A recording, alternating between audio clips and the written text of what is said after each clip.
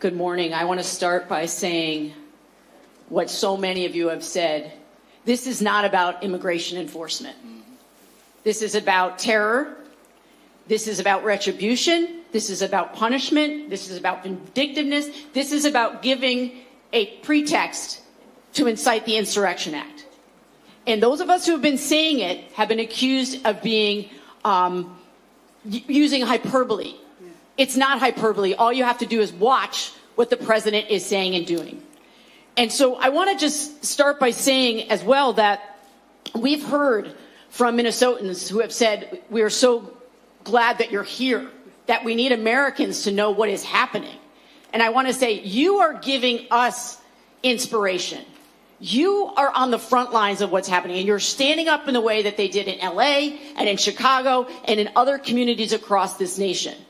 And it is critically important when one of the senators from Minnesota says that you are the center of America's heartbreak right now. You are also the center of America's courage.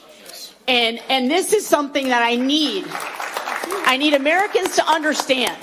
We have to be, each and every one of us, more courageous in this moment. There are people right now in Minnesota, and all of you who have testified today, who are putting your lives in danger and at risk by speaking out. And all of the people who are witnessing and showing up and documenting. They are doing this not just for Minnesotans, they're doing it for all of us.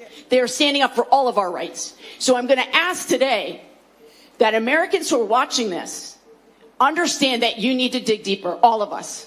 It's on all of us to protect this democracy and this Constitution. I also want to say, as a gay woman, I have not cried yet over Renee Good, because I know if I do, I'm not going to stop. And I want to say to gay people across this country and trans people across this country, your lives are not worth less. And to immigrants, your lives are not worth less. And people of color, your lives are not worth less. No matter what your government is telling you. And I know my colleagues, many of you know, I call myself a scrappy little dyke for a reason. I'm not going to be intimidated. I'm not. And you're not going to keep any of us quiet. And we represent districts across this country. And I heard from Vermonters this morning, texting me, calling me, saying, thank you. Thank you. Vermont is standing with Minnesota. And I know that's true for so many of us here. So look. I think I want to go back to something that Mr. Mayel went over, because I think there's so much misinformation about what it is that we can do as Americans. Mr. Mayel, are people allowed to tell immigration officers that they don't agree with what they're doing? Yes, you're allowed to do that. Is it legal to blow whistles and honk horns to alert people of ISIS presence in your neighborhood? Yes, it's legal to blow a whistle and it's legal to honk a horn. Is it legal to peacefully record ICE officers in public? Absolutely. And what about following at a safe distance ICE convoys and reporting on where they are? Is that legal? If you're obeying traffic laws and not breaking and doing any unlawful conduct, it's legal to be on a public road driving your car. So they are trying to tell us that we are not allowed to exercise our First Amendment rights? Yes.